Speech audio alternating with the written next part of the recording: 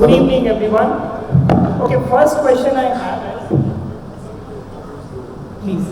Sir sorry ಇವ್ರ ಬಗ್ಗೆ ಹೇಳಬೇಕು ಅಂದರೆ ನಮ್ಮ ಇಂಡಸ್ಟ್ರಿಯಲ್ಲಿ ಟ್ರಾನ್ಸ್ಪೋರ್ಟ್ ಇಂಡಸ್ಟ್ರಿಯಲ್ಲಿ ಇವಾಗ ದೊಡ್ಡ ದೊಡ್ಡ ಟ್ರಾವೆಲ್ಸು ತುಂಬ ಪ್ರಾಬ್ಲಮಲ್ಲಿ ಎಲ್ಲೆಲ್ಲಿ ಬಂದಾಗ ಎಲ್ಲರೂ ನನಗೆ ಫೋನ್ ಮಾಡೋರು. ನಾನು ನನ್ನ ಕಡೆಯಿಂದ ಡೈರೆಕ್ಟಾಗಿ ಇವರಿಗೆ ಡೈರೆಕ್ಷನ್ಸ್, ಯಾಕಂದರೆ ಏನಾಗುತ್ತೆ, ನಾವು ಏನೇ ಗೊತ್ತಿದ್ರು ಕಷ್ಟ ಆಗುತ್ತೆ. ಸೊ ಇವರು ಲೀಗಲಾಗಿ ಹೋಗಿ ತುಂಬ ಕಡೆ ಸೀಸ್ ಆಗಿರೋ ಕಡೆ ಅಕೌಂಟ್ ಸೀಸ್ ಆಗಿರೋದು ಮತ್ತು ರಾಂಗ್ ಕ್ಲೇಮ್ಸ್ ಮಾಡಿರೋ ಕಡೆ ಕೋಟ್ಯಾಂತರ ರೂಪಾಯಿ ಎಲ್ಲ ಕಡೆ ಬಿಡಿಸ್ಕೊಂಡು ನಮ್ಮ ಟ್ರಾವೆಲ್ಸ್ಗೆ ತುಂಬ ಹೆಲ್ಪ್ ಮಾಡಿದ್ದಾರೆ. ಸೊ ಈ ಸಬ್ಜೆಕ್ಟ್ ಬಗ್ಗೆ ತುಂಬ ಗೊತ್ತಿರೋದ್ರಿಂದಲೇ ಅವ್ರನ್ನ ನಾನು ಈ ಒಂದು ವೇದಿಕೆಗೆ ಬಂದು ನಮ್ಮ BTTO ಪ್ಯಾನಲ್ನಲ್ಲಿ ಇರಲಿಕ್ಕೆ ಆಹ್ವಾನಿಸಿದೆ sir. Thank you. Thank you so much, sir. Okay, first question I have is, how many of you have not got GST notice?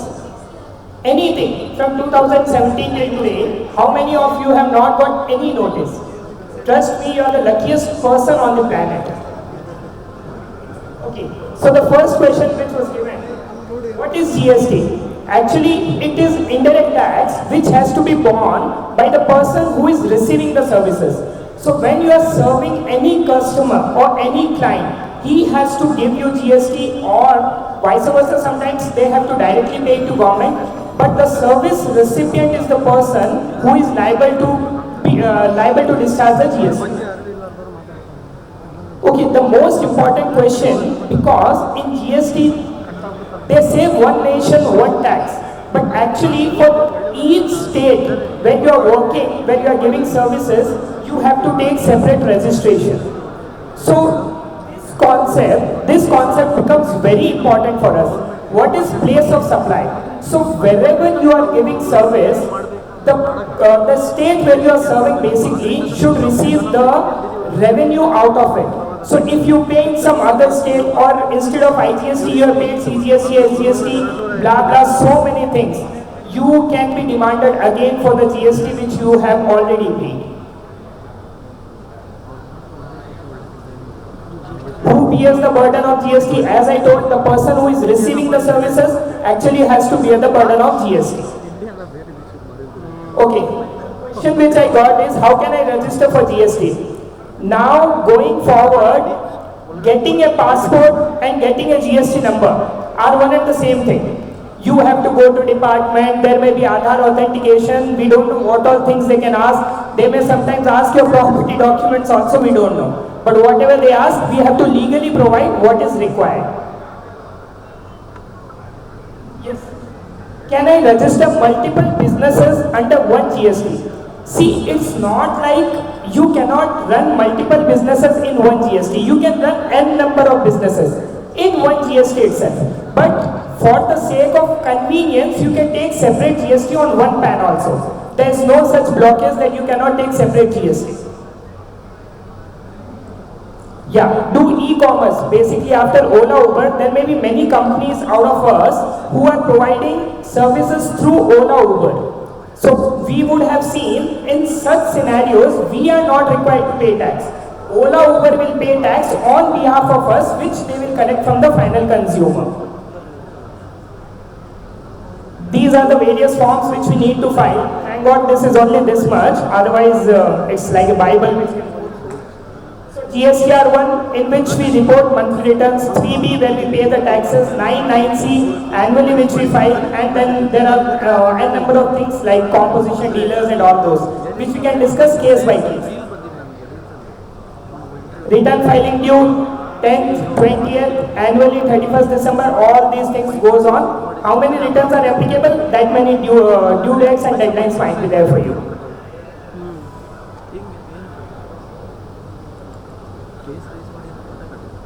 Yeah, one question I always receive, whenever department come to your place, first thing they always ask is, give us Tally ID password, or give us Tally login credentials, or we want to check your Tally, how you are running, or any accounting software. To be frank, you are not liable to give them at that point of time. If they have come for search, that is different thing. Other than that, they might have come for anything, inspection under 67, whatever. You do not require to give them that point of time.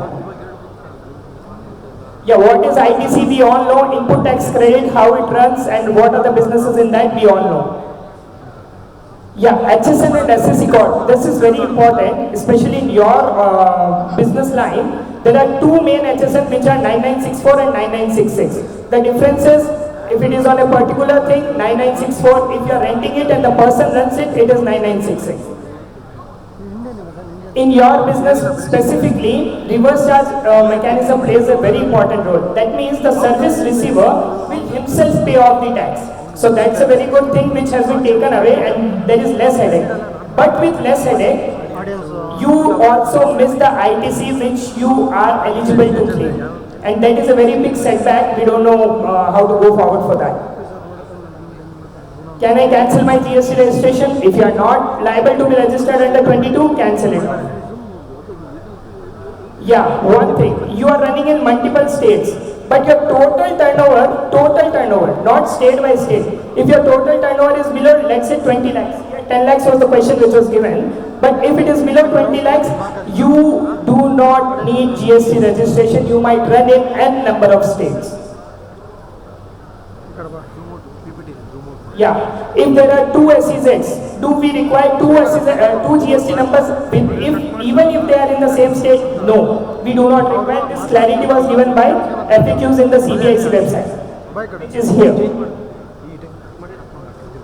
This is a very tricky question. As I told, it is same like getting a passport nowadays. So we don't know how many days it can take. But as per law, 7, 21 and 30 days. Penalties in every law. There are penalties if you do not follow it in a proper way. But there are some responsibilities for the department also. So before paying any penalty or anything, please check the notices whether they are issued properly or not. 99%, I am just telling it on words, 99% notices which are issued in GST are wrong. So please do not just whatever they say, pay it off.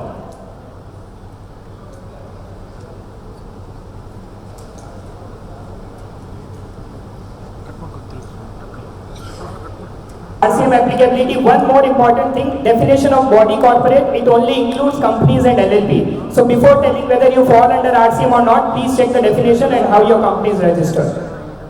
Thank you so much. Thank you for giving me the opportunity. Thank you.